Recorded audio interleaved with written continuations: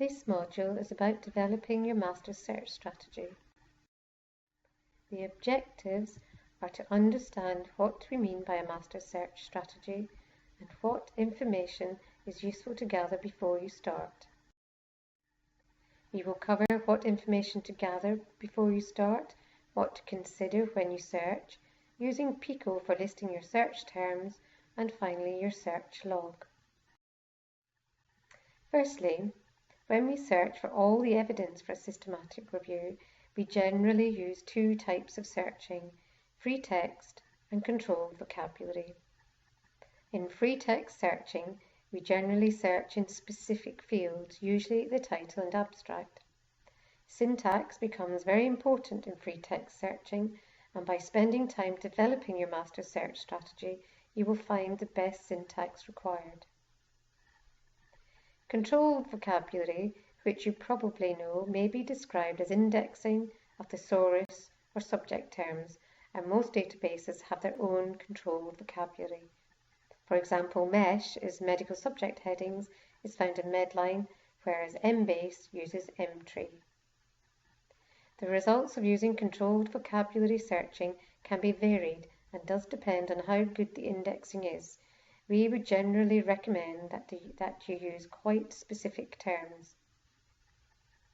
You also need to decide which database you're going to develop your master search strategy in.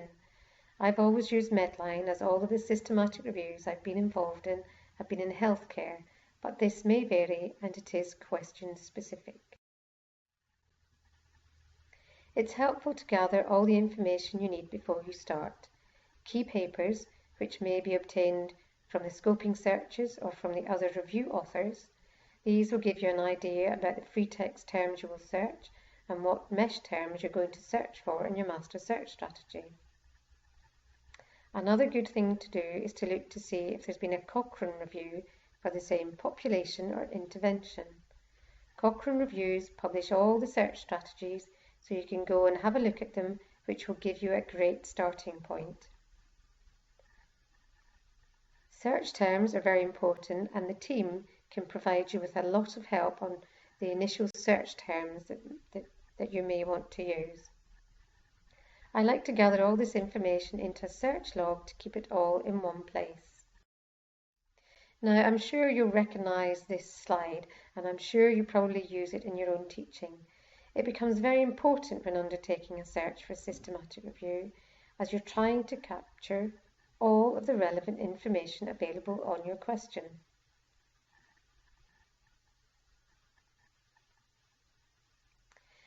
For example, you do need to know all the synonyms, previous terminology, and geographical variations in order to find everything.